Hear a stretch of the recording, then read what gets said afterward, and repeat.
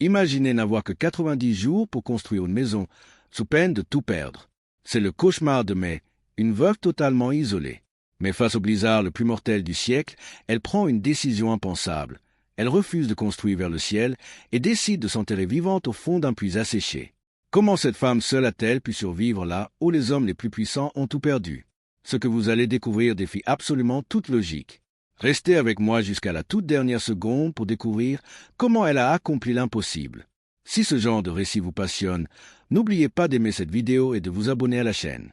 Et avant de plonger dans l'histoire, dites-moi dans les commentaires depuis quelle ville ou quel pays vous m'écoutez aujourd'hui. J'éprouve toujours un immense plaisir à découvrir de quelle partie du monde proviennent mes auditeurs. Prêts? Plongeons dans l'obscurité.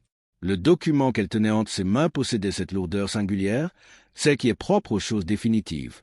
Le vent sec de septembre tirait violemment sur les bords du papier, mais Mélindon ne le lâchait pas. Elle se tenait immobile au bord du puits de calcaire, relisant cet avis officiel du comté pour la 3e fois consécutive. Ce n'était pas par manque de compréhension, bien au contraire. Elle scrutait chaque phrase, chaque virgule, cherchant désespérément une faille, une infime imprécision dans le langage juridique dans laquelle une femme acculée pourrait espérer se glisser. Mais la bureaucratie est rarement indulgente. Le tampon gras du greffier portait la marque indéniable de l'influence de Arlon Voss. L'homme lui-même se tenait à une dizaine de mètres derrière elle, affichant la patience calculée de quelqu'un qui a déjà décidé de la façon dont la matinée allait s'achever. Ses bottes de cuir étaient cirées avec un éclat redoutable, un soin qui semblait être une insulte délibérée à la terre grise, poussiéreuse et desséchée qui l'entourait.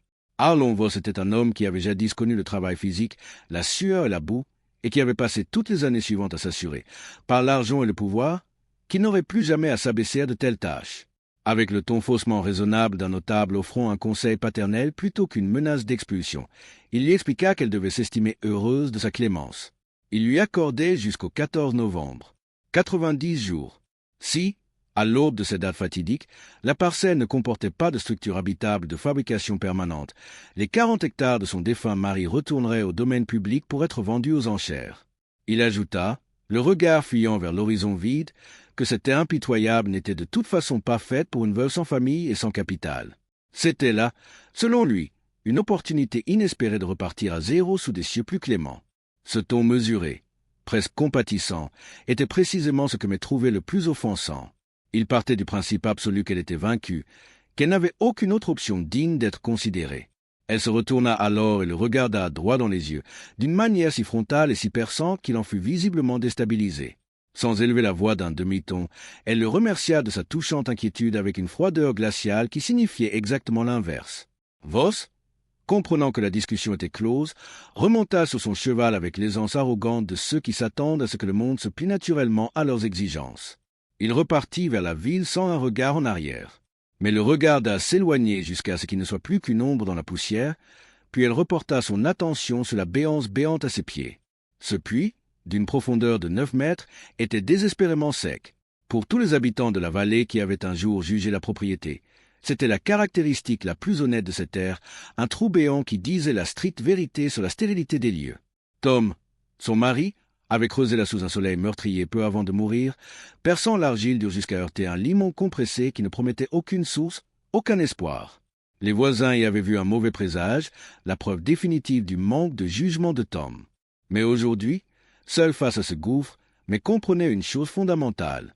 Le chagrin exige toujours des vivants une froide et implacable arithmétique. Il faut calculer ce qui a été perdu, ce qui est exigé, et ce qui, par miracle ou par force, peut encore être sauvé. Elle se pencha lentement, ramassa une pierre lourde et la laissa tomber dans l'obscurité. Elle compta les secondes. 1, 2, 3, presque 4. L'impact lui parvint enfin. Un bruit sourd, compact, définitif. Il n'y avait aucun écho de terre creuse, aucun glissement de parois friables. Le fond était d'une solidité absolue. Ce puits n'était pas un monument à l'échec de son mari. C'était un espace vide, d'une intégrité parfaite, qui n'attendait qu'on lui donne un but. La surface du monde lui avait tout pris, mais les profondeurs, elles, restaient à conquérir point le vent hurlait toujours à l'extérieur lorsqu'elle regagna le silence pesant de la ferme vide. Ce silence n'était pas un simple vide sonore. C'était une présence physique, un poids écrasant contre lequel il fallait lutter pour ne pas sombrer. Au centre de la cuisine, sur la table en bois brut usée par les hivers et les espoirs déçus, reposait le seul véritable héritage qu'elle possédait encore, un petit carnet relié en cuir, dense, presque sacré.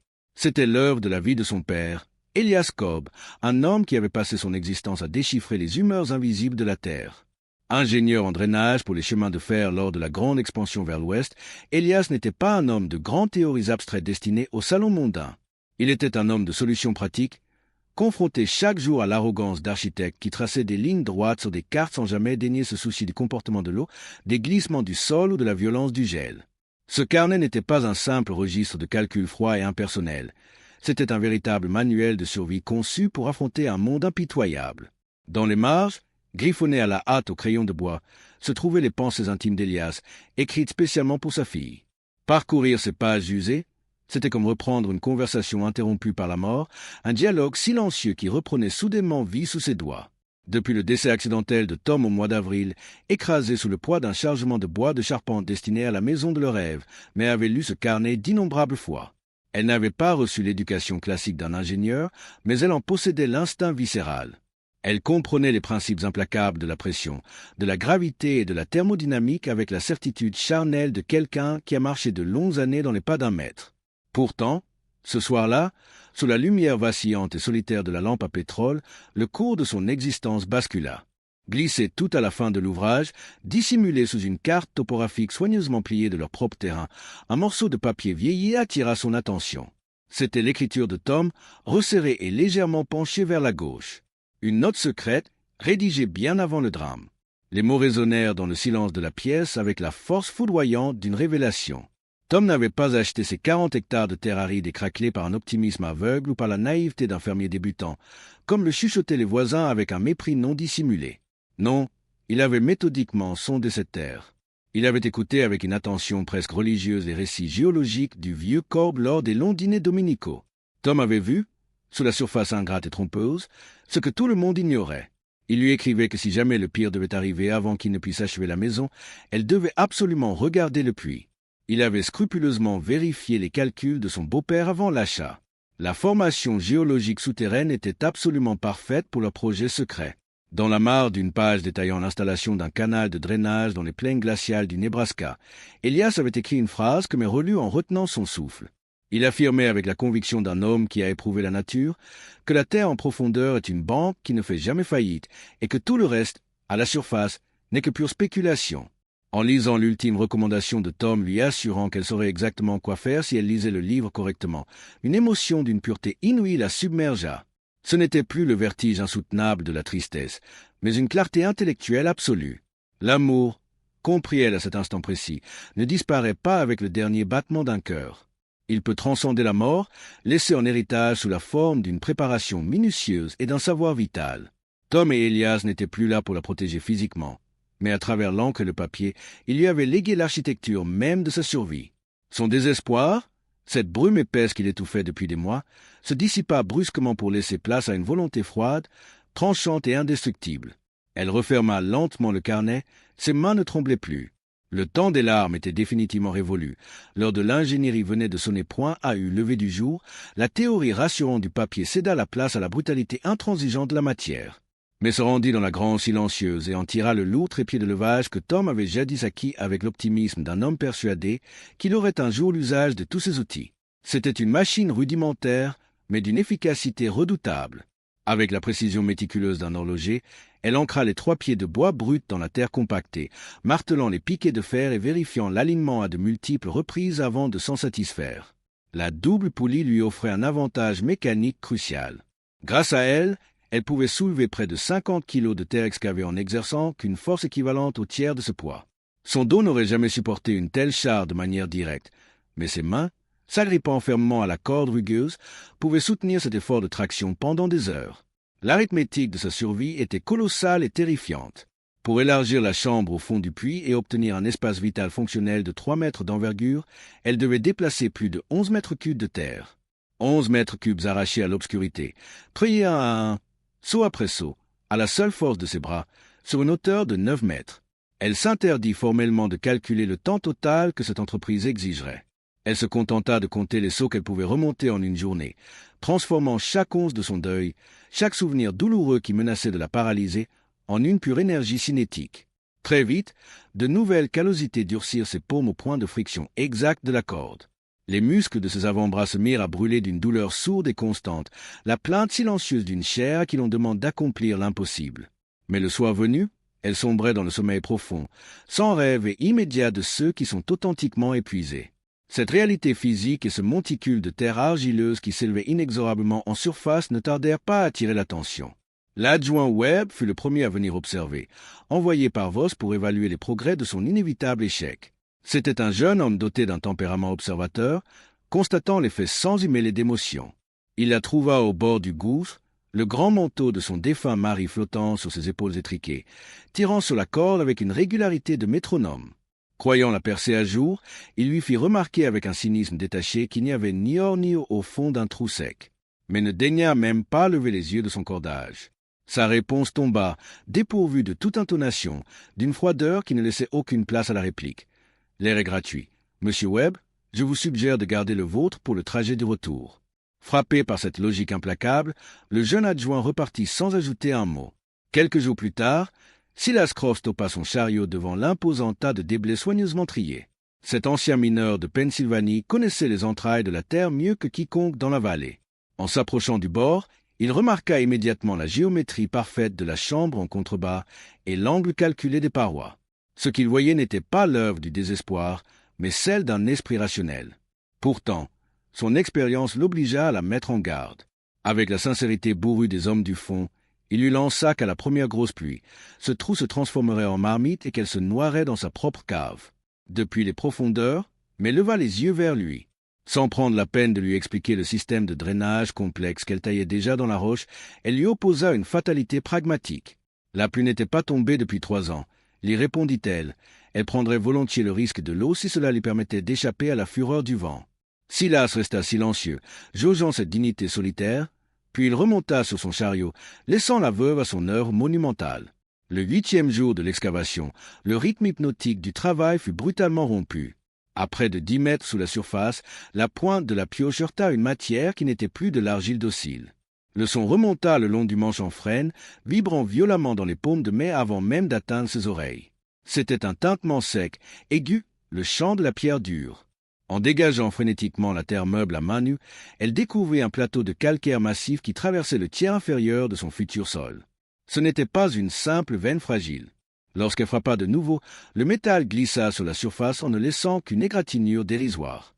Assise au fond de ce gouffre, dans la lueur vacillante de sa lampe à pétrole, le désespoir l'enveloppa comme un linceul froid. Ancienne que les bâtisseurs de pyramides, l'expansion hydraulique par cale de bois. La roche, expliquait-il, possède toujours des fissures naturelles, des lignes de faiblesse qui trahissent l'endroit exact où elle a secrètement l'intention de céder. Mais approcha la lampe du calcaire et vit ces infimes failles, courant presque parallèlement sur la face de la pierre. Elle remonta à la surface, fouilla la grange et trouva un vieux manche d'outils brisé ainsi qu'un lourd panneau de chêne. À l'aide d'une hachette, elle passa l'après-midi à tailler méthodiquement 11 cales de bois dur. Le lendemain matin, redescendue dans les entrailles de la terre, elle enfonça fermement ces morceaux de chêne dans les fissures de la roche avec un maillet. Ensuite, elle versa dessus de l'eau précieusement puisée à l'extérieur. C'était un pari sur l'invisible. Le bois, en absorbant l'humidité, allait gonfler avec une force titanesque, lente mais absolument irrésistible. Elle répéta cette opération rituelle à midi, puis le soir. La pierre ne bougea pas, mais en posant sa paume à plat contre le calcaire froid, mais pouvait presque ressentir la tension interne, la pression muette du bois qui travaillait au cœur de la matrice rocheuse. C'était une bataille silencieuse entre l'eau, le bois et la pierre, une guerre d'usure réclamant une patience infinie. Le 2e soir, alors qu'elle enfonçait une cale dans une faille qui s'était imperceptiblement élargie, elle sentit plus qu'elle n'entendit un craquement sourd, un lent tressaillement dans les profondeurs de la pierre. Au matin du 3e jour, la victoire l'attendait. Un bloc de calcaire massif, lourd et net, s'était fracturé le long des lignes de faiblesse, exposant la chair pâle d'une roche qui n'avait jamais vu la lumière du jour. Utilisant le manche de sa pioche comme levier, elle libéra le reste du plateau et le remonta en morceaux. Sous la pierre brisée, l'argile docile reprenait ses droits. L'antique sagesse de la patience venait de pulvériser l'immuable. Sans s'accorder le moindre instant de célébration, mais chargea le premier seau de terre de la journée et continua de creuser. Dès les premiers jours d'octobre, la phase d'excavation colossale prit fin. Le moment était venu de métamorphoser ce gouffre brut en un véritable sanctuaire, un espace autonome et protecteur, capable de repousser la mort. Mais consacra 4 jours entiers à arpenter ces terres pour sélectionner minutieusement des pierres des champs, jaugeant le poids et la géométrie précise de chaque face avec l'œil d'un horloger. Suivant à la lettre les notes laconiques mais brillantes de son père, elle érigea un mur de soutènement en pierre sèche tout le long du périmètre de la cavité. Le principe architectural était d'une élégance absolue. Plutôt que d'utiliser du mortier, qui finirait inévitablement par se fissurer sous la poussée implacable du sol, elle inclinait légèrement la face de chaque pierre vers l'extérieur. La pression titanesque de la terre environnante poussait ainsi les roches les unes contre les autres, verrouillant l'édifice par la seule force de la gravité. C'était une structure vivante, capable de s'ajuster d'elle-même, distribuant la tension de manière parfaitement homogène sur chaque point de contact. Pour contrer l'humidité, cette ennemie insidieuse qui transforme si vite les abris souterrains en tombeaux putrides, elle dut se faire alchimiste. Dans une fosse peu profonde au nord de la grange, elle consuma lentement des chutes de bois sous une cloche d'argile étouffante pour fabriquer son propre charbon. Elle tassa cette matière noire et poreuse derrière les rangées inférieures de son mur de soutènement, créant un puissant puisard naturel. Ce rempart filtrant absorberait silencieusement la condensation, migrant à travers le sol bien avant qu'elle n'ait la moindre chance d'atteindre l'air de la chambre. Mais une tombe, même parfaitement sèche, reste une tombe si elle ne respire pas. Le véritable chef-d'œuvre de cette ingénierie de survie du XIXe siècle résidait dans le système de ventilation passive. Sans aucune assistance mécanique ni machinerie, mais devait donner des poumons à cette pièce enfouie. Elle creusa à la surface une tranchée de près de 10 mètres de long et de 2 mètres de profondeur, s'écorchant les mains sans pitié pour y enfouir un lourd conduit en fer récupéré dans un camp minier abandonné. La physique de cette installation était fascinante de pureté. L'air extérieur, aspiré par ce tuyau souterrain, voyagerait longuement à travers la terre, se réchauffant ou se refroidissant pour atteindre la température géologique constante avant même de pénétrer dans l'habitacle. Ce n'était plus le souffle glacial ou brûlant de la prairie, mais l'haleine tempérée des profondeurs. Pour extraire l'air vicié, elle confectionna un déflecteur en tôle ondulée qu'elle suspendit avec une précision chirurgicale juste sous l'ouverture du puits.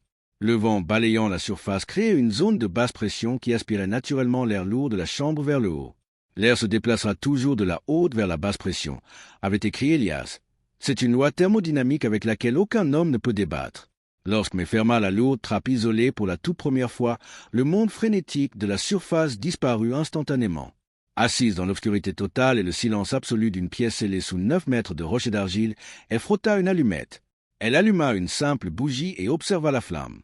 Elle brûla sans le moindre vacillement pendant 30 secondes, puis 40, puis une minute entière, parfaitement immobile. Il n'y avait aucun courant d'air perfide, aucune sensation d'étouffement. L'air qu'elle respirait était vif, teinté d'une vague odeur minérale de calcaire frais et de la douceur boisée du charbon. Sur le mur, le thermomètre affichait invariablement 54 degrés Fahrenheit, soit 12 degrés Celsius, une température qui ne changerait plus jamais, quelles que soient les tempêtes qui feraient rage au-dessus de sa tête. En regardant cette petite flamme dorée et digne, un frisson d'émerveillement intellectuel la parcourut. Elle venait de maîtriser les mécaniques les plus secrètes du monde naturel. La terre ne cherchait plus à l'ensevelir. Désormais, elle l'enlaçait pour la garder en vie. Le premier gel frappa la vallée de Tripiné à la fin du mois d'octobre, s'abattant sur la prairie tel un avertissement brutal de l'hiver en marche. À la surface, l'air bras se couvrit d'un givre grisâtre et la température chuta violemment sous la barre des -4 degrés Celsius. L'eau gelait dans les seaux oubliés près de la grange, et le souffle haletant des bêtes se transformait en épais panache de vapeur. Mais 30 pieds plus bas, sous cette croûte terrestre glacée, le monde refusait catégoriquement de se soumettre. La planète se souvenait de l'été. Dans le sanctuaire scellé de mai, le thermomètre mural restait obstinément cloué à 12 degrés Celsius, soit 54 degrés Fahrenheit. C'était une vérité thermique absolue, protectrice et incorruptible. Cependant, Arlon Voss n'était pas un homme habitué à combattre les lois de la nature. Il combattait avec celles des hommes. Informé par son adjoint de l'avancée stupéfiante des travaux, Voss sentit sa proie lui échapper. Il tenta alors une manœuvre d'une cruauté bureaucratique redoutable, envoyant un nouveau document stipulant que l'expression juridique de structure habitable impliquait nécessairement une construction érigée au-dessus du niveau du sol. Selon son avocat, un abri souterrain n'était qu'une simple cave, et une cave ne constituait pas un domicile légal. Lorsque l'adjoint Webb lui lut cette clause perfide à voix haute, mais dont les vêtements de travail étaient recouverts de la fine poussière du plâtre de chaux, ne scia même pas. Elle demanda d'une voix monocorde si ce détail sémantique modifiait la date butoir. La réponse étant négative, elle retourna à son échelle, laissant le jeune homme face à la résolution impénétrable d'une femme qui refusait de s'encombrer de mots vides. Le 14 novembre, date de l'ultimatum, se leva sous un ciel bas, de la couleur d'un vieil étain, lourd d'une tempête qui n'avait pas encore choisi de s'abattre. Voss arriva à 8h30, accompagné de Gideon Marsh, un avocat de la ville aux vêtements bien trop fins pour les rudesses des plaines, et du shérif Packard. Ce dernier était un homme de méthode, profondément immunisé contre les drames émotionnels et les manigances des puissants. Il venait pour mesurer, évaluer et statuer.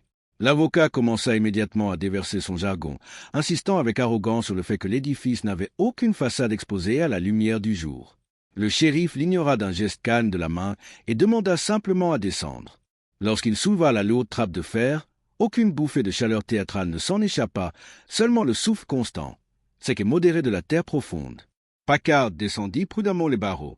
À mesure qu'il s'enfonçait dans les entrailles du puits, le froid mordant du matin s'effaçait, remplacé par un confort inattendu qui détendit ses épaules raidies. En bas, il scruta l'espace en silence, la maçonnerie parfaite, le plafond voûté immaculé, les vivres méticuleusement alignés, et cette lampe qui brûlait sans le moindre frémissement dans un air d'une pureté absolue. Il posa sa main nue contre la paroi de pierre, elle était rigoureusement sèche. Il approcha son visage du conduit de ventilation et sentit la brise vitale, filtrée et apaisée par la roche. De retour à la surface, face au regard avide de Voss qui s'attendait à savourer sa victoire, l'expression du shérif resta de marbre. Avec la simplicité foudroyante du bon sens, Packard déclara que cet endroit possédait une porte, qu'il possédait de l'air et qu'il était structurellement bien plus sain que la majorité des bâtiments officiels du comté. Le titre de propriété restait à Mélindon. Une onde de choc silencieuse traversa les traits de Arlon Voss. L'humiliation d'être vaincu non pas par un rival fortuné, mais par une veuve solitaire armée de géométrie et de courage, était totale. Le visage figé par le dépit, Voss murmura une menace finale concernant un appel au tribunal de district avant de tourner les talons, en le regardant s'éloigner, mais ne ressentit ni triomphe arrogant ni joie explosive. Elle éprouva seulement le soulagement immense, propre et pur, d'un calcul prouvé exact. La fragilité de la bureaucratie humaine venait de se briser net contre l'architecture implacable de la ère. La menace juridique qui pesait sur elle n'était finalement qu'une invention humaine, une abstraction fragile et vaniteuse que le ciel s'apprêtait à balayer avec une indifférence souveraine. Au début du mois de décembre, l'atmosphère elle-même sembla retenir son souffle, comme si la nature rassemblait ses forces pour une offensive monumentale. La pression barométrique chuta avec une violence si soudaine et si brutale que plusieurs habitants de la vallée ressentirent une douleur physique aiguë, un claquement net dans les tympans immédiatement suivi d'un bref vertige. Près du puits communal, les anciens de la région n'avaient besoin d'aucun instrument scientifique pour comprendre ce qui se préparait. Ils lisaient les présages infaillibles de la catastrophe imminente dans le comportement étrange du bétail, qui refusait catégoriquement de quitter les enclos même aux heures les plus douces, et dans l'absence totale, presque surnaturelle, des oiseaux. Le ciel au nord-ouest n'était plus qu'une masse violacée et meurtrie, une muraille d'obscurité avançant avec la lenteur délibérée d'un prédateur qui n'a plus besoin de dissimuler ses intentions. La nature s'avançait pour réduire à néant les misérables querelles des hommes, imposant son propre tribunal, mais savait parfaitement ce qui approchait. Elle n'avait pas conçu et bâti ce refuge de ses propres mains pour affronter l'arrogance d'un homme tel que Arlon Voss, mais bien pour survivre à cette colère-là, la seule qui comptait véritablement. Avec la précision clinique et détachée d'un capitaine préparant son navire à affronter l'ouragan du siècle, elle inspecta une dernière fois ses réserves méticuleusement calculées. Les haricots secs, le porc salé, le maïs et les lourdes jarres d'argile remplies d'eau potable étaient alignés dans son alcôve, prêts à soutenir un siège de plusieurs mois. Avant que la visibilité ne disparaisse totalement sous les premiers assauts blancs, elle accomplit un acte d'une lucidité stupéfiante pour quiconque ignorerait les lois de la physique. Elle grimpa sur le toit de la ferme et de la grange pour libérer les grilles de ventilation supérieure, s'assurant ainsi que les structures en bois ne se pressuriseraient pas jusqu'à exploser de l'intérieur sous la force des rafales. Puis, alors que le premier souffle glacial de ce blizzard d'une ampleur inédite balayait férocement la prairie, elle redescendit l'échelle, tira le lourd verrou de fer de la trappe isolée et scella son tombeau protecteur. Le monde de la surface cessa instantanément d'exister. La tempête ne frappa pas comme une bourrasque hivernale ordinaire, mais comme un mur de force pure et destructrice. Les vents atteignirent les 100 km à l'heure, charriant une neige si fine, si cristalline et si dense qu'elle ne tombait plus du ciel, mais occupait littéralement chaque centimètre cube d'air. La visibilité fut réduite à néant en moins de 2 heures. La température s'effondra à des niveaux mortels, frôlant les moins 40 degrés. Ce n'était plus un paysage, c'était un enfer blanc, un vide hurlant et aveuglant où toute créature surprise à l'extérieur était condamnée à geler sur pied avant même d'avoir pu faire quelques pas. Au-dessus, la terre hurlait sa souffrance sous le martèlement ininterrompu de la glace et la pression d'un vent capable d'arracher les arbres par leurs racines. Mais à 9 mètres de profondeur, ce cataclysme monumental se traduisait d'une toute autre manière. Le rugissement dévastateur de la tempête n'était ici qu'une vibration sourde et lointaine, une fréquence basse transmise par la matrice géologique, que me ressentait subtilement à travers la plante de ses pieds et la base de sa colonne vertébrale. C'était l'équivalent terrestre d'un tonnerre étouffé, la matière même de la planète traduisant la violence céleste en une sensation primale et apaisée. Le chaos total qui anéantissait la vallée dont on s'arrêtait net aux portes de la roche calcaire. Assise à son bureau de fortune, éclairée par la lueur dorée de sa lampe à pétrole, mais ouvrit calmement le carnet de son père. Elle levait parfois les yeux vers le thermomètre mural. L'aiguille restait d'une immobilité parfaite, rigoureusement figée à 12 degrés Celsius, témoignant de la mémoire thermique infaillible de la Terre. La flamme de sa lampe ne frémissait pas d'un millimètre. C'était l'épreuve ultime de son heure, la validation définitive de ses souffrances physiques et de sa rigueur intellectuelle. Entourée par des milliers de tonnes de terre inébranlable, elle savourait avec un respect quasi mystique le contraste vertigineux entre la fureur aveugle du ciel et la paix absolue, silencieuse et indomptable de ses fondations. Au 2e jour de ce siège titanesque, l'illusion de la perfection se fissura. L'ingénierie la plus brillante, aussi rigoureuse soit-elle, possède toujours un angle mort, une marge d'erreur imperceptible que la nature se fait un devoir d'exploiter avec une cruauté chirurgicale. Jusqu'alors, la flamme de la lampe à pétrole avait conservé la raideur parfaite d'une statue, défiant les lois du chaos qui régnait à la surface. Mais soudain, elle se mit à vaciller. Ce n'était qu'une altération minuscule, une danse presque invisible de la lumière sur les parois de pierre blanchies à la chaux, mais dans le silence absolu et confiné de cette chambre souterraine, ce frémissement résonna comme une alarme assourdissante. La pression atmosphérique à l'intérieur de la pièce était en train de changer. Mais comprit instantanément la physique terrifiante de ce qui se produisait au-dessus de sa tête. Ce n'était pas l'accumulation de la neige qui bloquait la grille de surface, l'angle calculé du conduit empêchait cela. L'ennemi, c'était elle-même. L'humidité tiède de sa propre respiration, exhalée dans l'espace restreint de la cavité, remontait inexorablement vers le froid apocalyptique de l'extérieur. Au point de contact exact où l'air intérieur saturé rencontrait le fer gelé du conduit d'admission, cette humidité se condensait et gelait instantanément. Un bouchon de glace aveugle était en train de se former, réduisant millimètre par millimètre le flux d'oxygène vital. Son père n'avait rien écrit sur ce scénario précis dans son carnet de cuir. Les formules mathématiques calculaient avec brio la résistance de la roche, mais elles omettaient parfois l'ironie tragique du souffle humain. Elle était littéralement en train de s'asphyxier, lentement avec sa propre chaleur. Elle tenta d'abord une manœuvre de mitigation depuis l'intérieur, approchant la flamme d'une lampe secondaire de l'embouchure du tuyau pour forcer un courant d'air chaud à remonter à contre-courant. C'était une solution inélégante et épuisante. L'air devenait rare, lourd, oppressant, chargeant l'atmosphère d'une tension palpable. La claustrophobie, cette terreur primale et irrationnelle d'être enterré vivant, menaçait de s'emparer de son esprit. La glace à la surface résistait, s'épaississant sous l'assaut des températures extérieures vertigineuses. Il n'y avait plus d'alternative. Pour sauver ce sanctuaire, elle devait l'abandonner, ne serait-ce qu'un instant, et s'offrir au monstre qui hurlait au dehors. Elle enfila le lourd manteau de Tom par-dessus le sien, rabattit sa capuche de laine sur son visage et se saisit d'une courte barre de fer. Grimper à l'échelle fut comme monter vers l'échafaud. Lorsqu'elle déverrouilla la lourde trappe isolée et la poussa de toutes ses forces contre le poids de la neige, le monde extérieur ne fit pas qu'entrer. Il la percuta.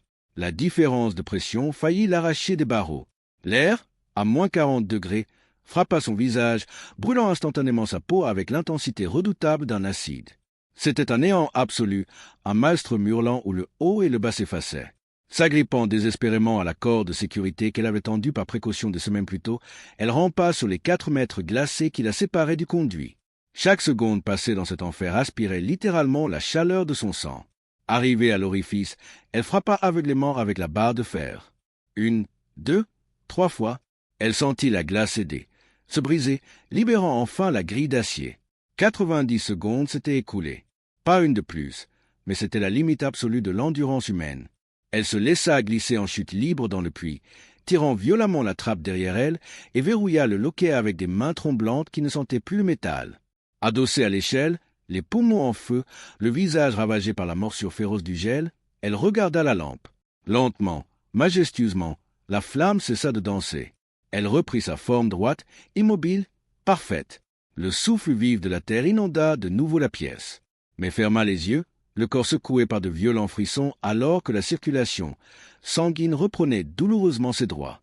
Elle venait de regarder la mort en face, mesurant avec effroi la minceur vertigineuse du fil sur lequel reposait toute existence. Pendant que May reprenait son souffle dans les entrailles chaleureuses de la terre, le monde de la surface achevait de s'effondrer. Au cœur de la petite ville de Tripiné, l'arrière-boutique du magasin d'alimentation de Silas Croft était devenue le dernier et dérisoire rempart de l'humanité face à l'apocalypse. 3 familles entières, dont les propres toits avaient cédé sous le poids monstrueux et insoutenable des congères, s'y trouvaient entassées. Le vieux bois d'œuvre de la robuste bâtisse tenait encore bon, refusant de plier sous la tempête, mais le lourd poêle en fond crachait ses toutes dernières calories. La réserve vitale de bois de chauffage, engloutie beaucoup trop vite par l'appétit vorace d'un froid surnaturel, touchait à sa fin. La température intérieure s'effondrait irrémédiablement, plongeant sous les redoutables 10 degrés négatifs. Les hiérarchies sociales, les titres de propriété prestigieux et les vanités humaines venaient tout simplement de geler sur place, réduits à néant par l'absolue tyrannie de l'hiver. Dans un coin obscur de la pièce, étroitement enveloppé dans une couverture rugueuse et misérable, se tenait Arlon Voss. L'homme puissant qui dictait jadis les lois, les expulsions et les destins de la vallée n'était plus qu'une ombre frissonnante et vulnérable. Son élégant bureau, symbole insolent de sa richesse, avait été l'un des premiers bâtiments balayés par le vent, pulvérisé parce que son ingénierie de façade était tragiquement inadaptée à la violence des plaines. Dépouillé de toute son arrogance, l'épaule sévèrement contusionnée par la chute d'une poutre de son propre empire effondré, Voss observait en silence le naufrage de sa réalité. Son argent n'avait soudainement plus le moindre pouvoir d'achat face à un thermomètre qui condamnait sans appel. La vérité implacable l'avait rattrapé. Il n'était qu'un corps de plus, fragile et désespéré, attendant la fin. Mais ce qui terrifiait le plus Silas Croft, cet ancien mineur de fond accoutumé aux pires ténèbres, ce n'était pas la morsure du froid lui-même, c'était le grand silence qui s'installait. Il observait avec effroi les plus jeunes enfants glisser lentement vers cette léthargie sinistre, ce calme trompeur, immobile et engourdi qui annonce toujours la mort imminente par hypothermie. Le corps humain, dans son ultime effort, cesse de lutter et s'éteint. Il avait vu des hommes périr exactement de cette manière au fond des puits effondrés de Pennsylvanie. L'arithmétique était d'une cruauté limpide. Rester ici signifiait regarder ses enfants geler un par un avant l'aube. Il fallait fuir pour espérer vivre. Silas prit alors la décision la plus effroyable de son existence. Il se leva et exposa son plan avec la froideur clinique d'un homme qui n'a plus le luxe du moindre doute. Ils allaient devoir affronter les 3 kilomètres de chaos qui les séparaient de la propriété de Mélandon. Une marche suicidaire à l'aveugle, sans chevaux pour les soulager, tous fermement attachés les uns aux autres par une simple corde de guidage, avec pour unique boussole son instinct et l'énergie du pur désespoir. C'est à cet instant précis que Arlon Voss rompit son long mutisme. Fixant la lourde corde avec l'intensité viscérale d'un homme qui recompose in extremis sa vision du monde, il déclara d'une voix rauque qu'il connaissait l'emplacement exact des piquets d'arpentage marquant la limite de la parcelle des Lindons. Il les avait longés des semaines plus tôt avec la ferme intention de chasser mais de ses terres. Ce n'était ni une excuse pathétique, ni une supplique de pardon. C'était la contribution pragmatique et vitale d'un homme brisé qui réalisait enfin que la compétence pratique et la mémoire du terrain étaient devenues les ultimes monnaies d'échange. Silas accepta cette offrande inespérée d'un simple hochement de tête silencieux. Ils s'enfoncèrent tous ensemble dans l'enfer blanc. Ce fut une marche funèbre de 4 heures, d'une violence physique indescriptible. Chaque pas arraché à la neige, qui leur arrivait presque à la taille, exigeait une volonté surhumaine. L'air, figé à moins 40 degrés, lacérait cruellement leurs poumons, tandis que le vent hurlant à plus de 100 kilomètres leur annulait toute notion d'espace, de profondeur et de temps. Les adultes portaient les enfants à tour de rôle, dissimulant leurs visages meurtris sous les épaisseurs de laine raidies par la glace. À 2 reprises, alors que la boussole de Silas perdait son sens dans la fureur aveuglante du maelstrom et qu'il menaçait de tourner en rond pour y mourir, l'instinct de Voss les sauva in extremis. Tâtant la glace à l'aveugle, frôlant la mort à chaque foulée déséquilibrée, l'ancien tyran guida la file des condamnés vers les repères invisibles de la clôture. Unis par la terreur absolue et guidés par l'espoir insensé de trouver une chaleur providentielle enfouie quelque part sous la glace, les fiers et les humbles avançaient désormais d'un seul et même pas, refusant farouchement de s'abandonner au grand sommeil blanc. À 9 mètres sous le chaos, assise devant son petit bureau de fortune, mais étudiait une fois de plus les diagrammes de son père. Le vacarme apocalyptique de la tempête n'était ici qu'une rumeur lointaine et inoffensive. Soudain, une vibration anormale parcourut la roche. Ce n'était pas le grondement continu du blizzard, mais une percussion irrégulière, désespérée, transmise par le fer massif de la trappe jusqu'aux fondations même du puits. Quelqu'un frappait. Le cœur battant au rythme de cette urgence inattendue, ses jambes engourdies par l'immobilité des derniers jours, elle grimpa l'échelle avec la vivacité absolue de l'instinct. Lorsqu'elle déverrouilla le lourd loquet de métal et repoussa la trappe contre le poids écrasant de la neige accumulée, le maelstrom hurlant faillit l'aveugler. À travers le brouillard d'une blancheur meurtrière, le visage de Silas Croft lui apparut, entièrement prisonnier d'un masque de glace épaisse, ses yeux plissés suppliants pour la survie des ombres qui s'effondraient derrière lui. Sans une seconde d'hésitation, mais agrippa le col gelé du vieux mineur et hurla par-dessus le rugissement de l'enfer pour leur ordonner de descendre immédiatement, un par un, sans jamais s'arrêter. La transition entre le monde de la surface et le sanctuaire souterrain fut un véritable choc physiologique. Franchir cette trappe, c'était traverser un différentiel de température vertigineux en l'espace de quelques misérables secondes. Le passage foudroyant des 40 degrés sous zéro à la douceur constante et rassurante des 12 degrés Celsius frappa les corps suppliciés avec une violence presque insoutenable. Les muscles tétanisés par le gel se relâchèrent d'un seul coup, déclenchant les gémissements involontaires d'une chair qui comprend soudainement qu'elle ne va pas mourir. Le sang, reprenant ses droits dans les extrémités atrophiées par le froid, provoquait une brûlure féroce, le prix atrocement douloureux de la résurrection. Mais referma et verrouilla la trappe, scellant à nouveau son monde pour repousser la mort. Sans la moindre effusion de panique, avec l'efficacité implacable d'une femme qui a déjà calculé chaque marge d'erreur, elle entreprit immédiatement le tri des blessés. Elle dirigea les enfants grelottants vers l'alcôve surélevée, les recouvrant des épaisses couvertures de laine qui emprisonnaient la chaleur vitale de la terre. Puis, elle s'agenouilla près du fermier Beraldric. Examinant ses mains devenues d'une pâleur cireuse terrifiante, elle massa doucement les tissus pour chasser les prémices fatales de la gangrène, murmurant des instructions cliniques et précises à sa femme éplorée. Il n'y avait dans ses gestes aucune trace de jugement, aucun reproche envers ces gens qui, quelques mois plus tôt, la regardaient creuser sa prétendue tombe avec condescendance. Elle versa avec une parcimonie savamment calculée l'eau de ses précieuses réserves d'argile, offrant la vie à petites gorgées mesurées. Arlon Voss fut le dernier à descendre l'échelle. Il resta longuement figé en bas, son manteau d'emprunt ruisselant de neige fondue, incapable de faire un pas de plus au centre de la pièce. Son regard balaya cet espace qu'il avait tant méprisé et combattu. Il observa les murs de soutènement parfaitement assemblés, sentit l'air pur et sec renouvelé par le conduit de ventilation, et fixa le thermomètre qui affichait la triomphante victoire de la géologie sur la météorologie. Mais surtout, ses yeux s'accrochèrent à la flamme de la lampe à pétrole.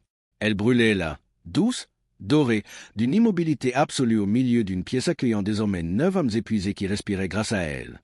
Dans le silence partagé de cette tombe devenue berceau, Voss mesura l'ampleur absolue, dévastatrice, de sa propre défaite intellectuelle. Toute sa richesse, son influence et son arrogance s'étaient fracassées contre la rigueur silencieuse de cette femme qu'il avait voulu chasser. Mais s'approcha de lui, tenant une simple tasse d'eau métallique. Elle ne prononça aucune parole de triomphe, ne s'autorisa aucune vengeance mesquine ni aucun sourire de satisfaction. La grâce véritable, face à l'humiliation d'autrui, n'a nul besoin de mots. Elle lui tendit l'eau, et dans ce geste d'une profonde humanité, l'ancien tyran comprit définitivement que son monde de papier et de privilèges était mort à la surface, et que seul le génie des profondeurs venait de les sauver du néant. Le 6e jour, la vibration sourde et continue qui parcourait le sol de la chambre cessa enfin.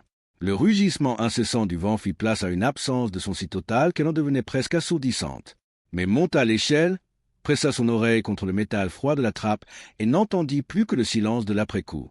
Lorsqu'elle déverrouilla le loquet et repoussa la lourde porte de fer contre le poids écrasant de la neige, elle émergea dans un monde qui avait été effacé et redessiné par un créateur impitoyable. Le ciel affichait ce bleu saturé et éblouissant propre aux froids extrêmes, la température figée à près de 30 degrés sous zéro. L'air était sec, vidangé de la moindre trace d'humidité, et la topographie entière de la vallée disparaissait sous des congères monstrueuses, aveuglantes de lumière. Un par un, les survivants quittèrent les entrailles protectrices de la terre pour contempler l'anéantissement de leur existence passée. Tripiné n'était plus qu'un vaste catalogue de défaillances structurelles. Les toits des fermes s'étaient effondrés vers l'intérieur, trahis par des poutres centrales qui n'avaient jamais été conçues pour supporter une telle charge. Mais le spectacle le plus révélateur restait l'imposant bureau de Arlon Voss. Ce bâtiment majestueux, symbole insolent de son autorité financière, n'était plus qu'un amas de ruines pitoyables. Les immenses vitres importées à grands frais jonchaient le sol en milliers d'éclats. Le bardage de chêne s'était fendu sur toute sa longueur, illustrant l'erreur tragique d'un charpentier citadin ignorant les chocs thermiques fulgurants des plaines. Pire encore, les pierres de ses fondations avaient éclaté, soulevées par le gel de l'eau qui s'était infiltré bien avant l'hiver. C'était l'échec dramatique d'une ingénierie d'apparat, un édifice condamné par la terre avant même que la tempête ne frappe. À l'inverse, le puits de May et son système souterrain demeuraient immaculés. Les conduits d'aération pointaient toujours vers le ciel, déjouant la neige, affirmant la supériorité d'une architecture qui écoute la nature plutôt que de la défier. Mais ne perdit pas une seconde à savourer cette ironie. 12 jours plus tard, alors qu'elle réparait calmement une section de sa clôture, Arlon Voss se présenta à sa ferme. Il marchait à pied, privé de sa précieuse monture, vêtu d'un manteau d'emprunt.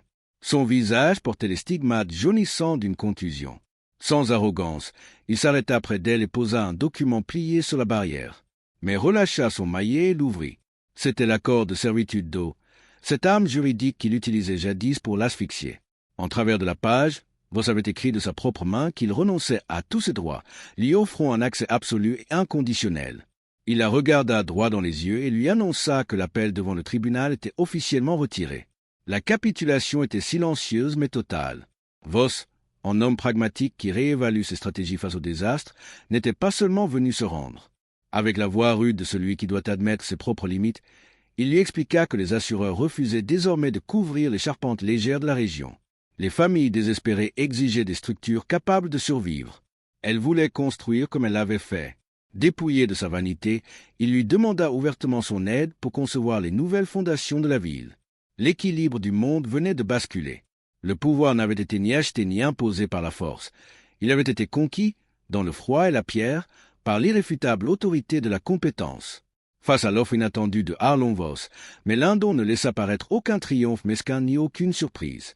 Elle posa lentement son maillet sur la clôture qu'elle réparait, le regarda droit dans les yeux, et dicta ses conditions avec la même précision implacable qu'elle utilisait pour fendre la roche. Elle ne lui réclama aucune compensation financière pour les mois de harcèlement qu'elle avait subis. L'argent, lui expliqua-t-elle avec une sagesse froide et tranchante, ne fait que changer de main, s'évaporant à la première crise, mais le savoir, lui, reste exactement là où on l'enracine. Elle exigea la création immédiate d'une école d'ingénierie pratique destinée aux enfants de la vallée de Tripiné. Cette institution devait être intégralement financée par les fonds de reconstruction de Voss et protégée par une alliance juridique stricte, un pacte inébranlable que ni la faillite, ni la cupidité, ni les caprices des hommes ne pourraient jamais altérer. L'ancien tyran, comprenant qu'il se trouvait face à une vision du monde bien supérieure à la sienne, accepta sans formuler la moindre objection. Peu de temps après, la justice des hommes s'inclina définitivement devant les lois immuables de la physique. Lors d'une audience formelle, la juge du district, examinant avec admiration les rapports d'inspection et la perfection mathématique des calculs de May, valida officiellement la structure souterraine comme un domicile principal, légal et permanent. Plus encore, la juge ordonna que les schémas techniques de cette veuve autodidacte soient annexés au registre de construction officiel du comté, offrant ses plans vitaux à quiconque souhaiterait désormais bâtir pour survivre. Les saisons tournèrent, effaçant peu à peu les cicatrices blanches de l'hiver meurtrier. La ville de Tripiné fut méticuleusement rebâtie, non plus avec ses frêles charpentes de bois arrogantes destinées à défier vainement les cieux, mais selon l'intelligence prudente de May. Des habitations hybrides, à demi enfouies, virent le jour à travers la prairie, mariant la lumière indispensable de la surface à la masse thermique protectrice et maternelle des profondeurs, créant ainsi une communauté littéralement ancrée dans la mémoire géologique de son territoire. Et Mélindon, refusant le repos que son triomphe public lui accordait enfin, reprit sa lourde pioche. Au printemps suivant, à l'aube, elle commença à creuser une seconde chambre, beaucoup plus vaste, reliée à la première par un corridor de pierre méticuleusement voûté. Mais cette fois-ci, elle ne creusait plus poussée par le désespoir, ni par l'urgence terrorisante de fuir la mort. Elle creusait pour élever les consciences. Sous la terre, à l'abri des caprices de l'atmosphère, elle transmettait aux enfants de la vallée l'héritage d'Elias Kolb et la vision silencieuse de son mari Tom. Elle leur montrait comment utiliser l'angle parfait pour déjouer la gravité, comment canaliser les courants d'air invisibles et comment la Terre, si on apprend à la lire correctement, ne nous trahit jamais. L'histoire de Mélindon nous rappelle avec une force bouleversante que les tempêtes de l'existence sont absolument inévitables, mais que notre capacité à y survivre dépend entièrement de ce que nous avons pris la peine de construire dans l'ombre bien avant que le vent ne se lève. Le véritable héritage d'une vie ne se mesure jamais à ce qui s'élève fièrement dans le ciel pour attirer le regard, mais à ce qui, dans les profondeurs silencieuses, refuse obstinément de s'effondrer. Si cette leçon de résilience, de génie humain et de courage inébranlable a résonné en vous aujourd'hui, si vous croyez profondément à la puissance d'un savoir qui traverse le temps pour sauver des vies, prenez un instant pour aimer cette vidéo. Abonnez-vous à notre chaîne pour ne manquer aucun de nos prochains récits immersifs et partagez cette histoire autour de vous avec tous ceux qui, chaque jour, bâtissent silencieusement leur avenir sur des fondations que rien ne pourra détruire.